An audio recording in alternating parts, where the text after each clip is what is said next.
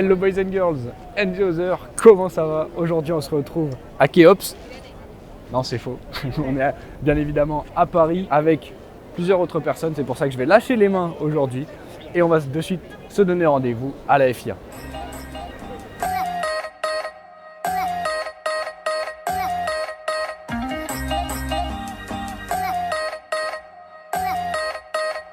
On se retrouve devant l'Automobile Club de France et ça me permet de vous expliquer le concept de cette vidéo. L'idée c'est de se rendre à la FIA afin que je vous parle de 2 années par décennie de l'histoire de la Formule 1 afin que vous puissiez augmenter un peu vos connaissances sur l'histoire de cette catégorie. Et donc on est de suite parti pour la FIA.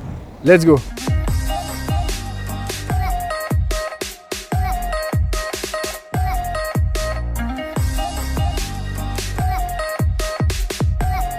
On se retrouve du coup à la FIA, on va débuter forcément par l'année 1950 et la première année que je voulais vous parler c'est la saison 1954 tout simplement parce que lors de cette saison c'est la seule et unique fois qu'on verra un pilote champion en ayant roulé pour 2 écuries. Le champion du monde 1954 c'est Juan Manuel Fangio et l'Argentin pendant la saison a roulé avec Maserati avant d'être recruté et de rouler avec Mercedes qui va déglinguer tout sur son passage. Ils vont arriver au Grand Prix de France à Reims et remporter déjà leur première course. On aura 6 victoires en 9 Grands Prix pour Juan Manuel Fangio, dont 6 victoires en 7 Grands Prix avec Mercedes. Deuxième saison de la décennie 1950, la saison 1958. Et c'est pour une raison tout à fait particulière puisque si la Formule 1 est un sport plutôt masculin, eh bien une première femme va participer à la saison 1958. On parle de Maria Teresa de Filippis. Elle prendra 3 départs avec pour meilleur résultat une 10e place.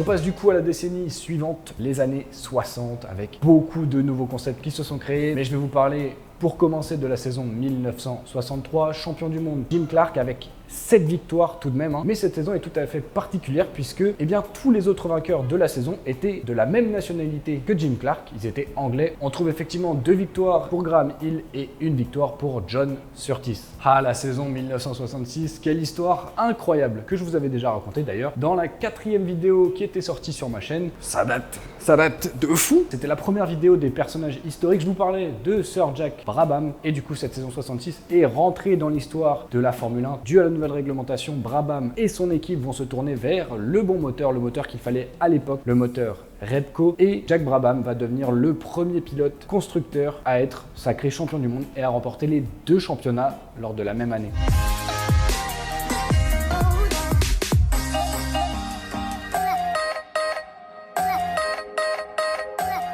Si pour beaucoup d'entre nous, dont moi, 2021 était une année exceptionnelle parce qu'on a vu 2 pilotes arriver à égalité de points au championnat du monde avant la dernière course de la saison, c'était pas la première fois que ça arrivait. C'est arrivé pour la première fois en 1974 et nos 2 protagonistes sont Emerson Fittipaldi qui roulait à l'époque pour McLaren et Claire Regazzoni qui roulait lui pour l'écurie italienne Ferrari. Les 2 pilotes sont arrivés à égalité de points lors du dernier Grand Prix et dans une lutte acharnée, Fittipaldi terminera 4e alors que Claire Regazzoni marquera 0 points. Donc le titre ira directement dans la poche de Fittipaldi. L'année 79 est importante pour 2 raisons en Formule 1. Premièrement, c'est la première fois qu'un pilote africain sera champion du monde. En effet, Jody Scheckter était sud-africain et il va gagner sur Ferrari. Et 79, c'est aussi le dernier titre pilote de Ferrari avant 20 ans.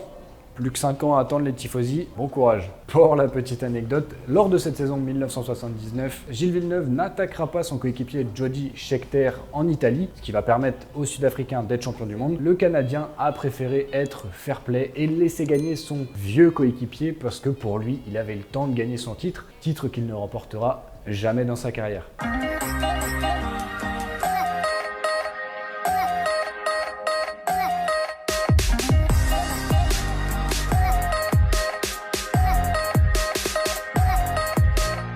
Les années 80, peut-être le joyau de la Formule 1, les plus belles années qu'il y a eu dans la catégorie. Et on va commencer par l'année 1982. Outre le fait que ce soit une saison tragique avec le décès de plusieurs pilotes comme Paletti ou Villeneuve, on a vu également le clash entre Pironi et Villeneuve à Imola, l'affrontement FISA-FOCA qui a fait que beaucoup d'écuries ne sont pas forcément venues à tous les grands prix. Mais c'est pas du tout de ça que je voulais vous parler lors de cette saison. Saviez-vous qu'il y avait eu un quadruplé français en 1982 au Grand Prix de France en plus? Le vainqueur était René Arnoux devant Alain Prost. Les deux Renault ont terminé devant les deux Ferrari de Didier Pironi et de Patrick Tambay. Une victoire française sur une voiture française au Grand Prix de France avec 4 pilotes dans les top 4, on ne pouvait pas faire mieux. Si ma génération a vu beaucoup de pilotes perdre le titre pour seulement un seul point, eh bien c'est rien comparé à ce qui s'est passé lors de la saison 1984 puisque le titre a été gagné pour 0,5 points. Niki Lauda devant Alain Prost. Alain Prost a remporté plus de victoires lors de cette saison, il était plus rapide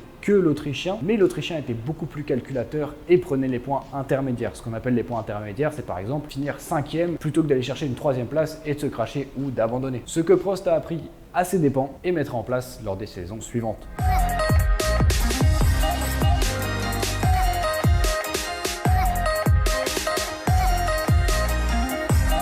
Hello, welcome to the 90s. We speak about 90s, 93.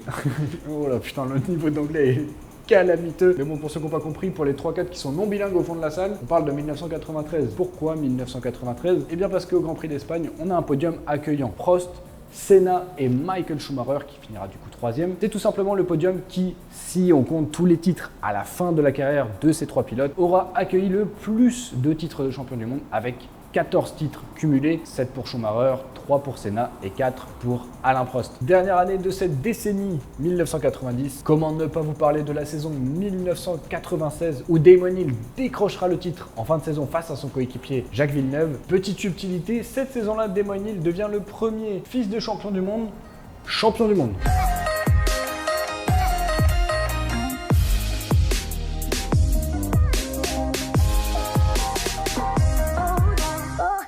Glock. Et oui, cette phrase est mythique dans le monde du sport automobile et elle s'accroche à la saison 2008. Pour entrer un peu plus dans les détails, beaucoup de choses se sont passées lors de cette saison 2008, mais forcément je vais vous parler du Grand Prix du Brésil qui est un cauchemar pour le pilote brésilien Felipe Massa. Massa devait remporter le Grand Prix et espérer qu'Hamilton finisse plus loin que 5e pour être champion du monde. Il a réalisé sa part du contrat, le public était en furie puisque Lewis Hamilton était seulement 6e. Malheureusement pour eux, sous la pluie brésilienne, Lewis Hamilton va dépasser Timo Glock dans le dernier virage du dernier tour du dernier Grand Prix et agripper cette 5e place, lui permettant d'être champion du monde pour un point devant Felipe Massa. Malheureusement pour Felipe Massa, il ne sera champion que sur 400 mètres. On peut donc considérer qu'il est un champion dragster.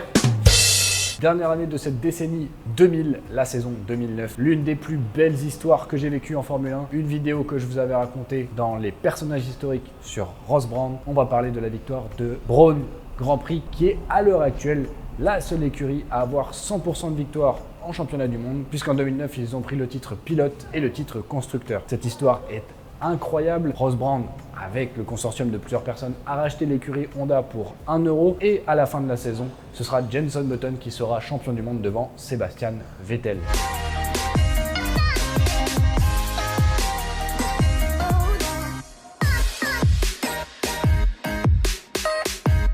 On entre du coup dans la décennie 2010 avec la saison 2012, l'une des plus belles saisons de cette décennie avec 7 vainqueurs différents lors des 7 premiers Grands Prix et un final exceptionnel au Brésil où Vettel qui part en tête à queue lors du premier tour arrive à remonter jusqu'à la 6e place, suffisant pour battre Fernando Alonso et remporter son 3e titre. Il n'existe que 2 pilotes fils de champion du monde ayant réussi à être champion du monde. Le deuxième c'est Nico Rosberg en 2016 qui va faire une saison exceptionnelle, s'éloignant même plus ou moins de sa famille et arrivant à mettre le doute dans la tête de Lewis Hamilton. C'est la seule solution qu'a trouvé le pilote allemand pour battre son coéquipier. Il ira même jusqu'à perdre 150 grammes dans les mollets pour gagner quelques dixièmes lors des qualifications et notamment le battre lors de la qualification au Japon. Ce qui va faire que Lewis Hamilton va commencer à douter et petit à petit perdre le titre.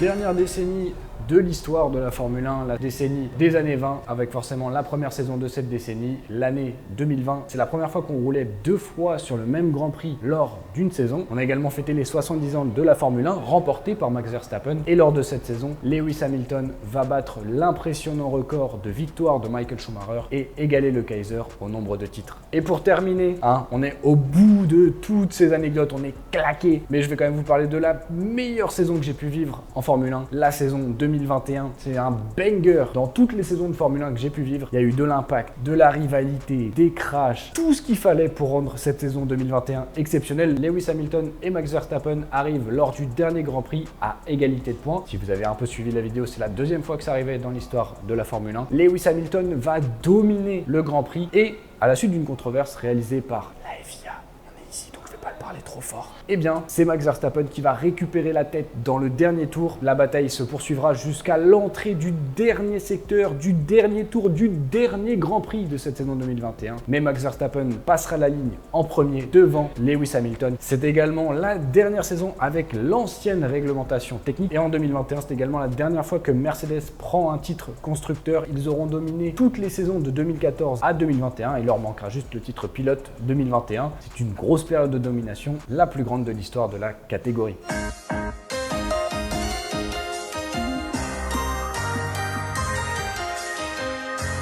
Mesdames et messieurs, c'est la fin de ce vlog à Paris et à la FIA. On a passé une journée incroyable, on est claqué. J'espère que vous aurez kiffé la vidéo. Je remercie les 2 personnes qui étaient derrière la caméra, Brendan derrière le making of, Aurélien qui était là pour filmer cette vidéo. Je vous mets leur lien Instagram en description de cette vidéo. N'hésitez pas à aller les voir. C'est des photographes hors pair. De mon côté, si la vidéo vous a plu, je vous invite à la liker. Petit pouce bleu pour ce voyage incroyable. J'espère que vous aurez kiffé les petites anecdotes. Pensez également à vous abonner et à activer la cloche pour ne pas louper les prochaines vidéos qui sortiront sur cette chaîne. Je vous mets également sur le côté, quelque part par ici, mes réseaux sociaux. Passez faire un tour, je parle de Formule 1 sur tous les réseaux, surtout sur TikTok. Venez voir sur TikTok, il y a plein de trucs qui se passent.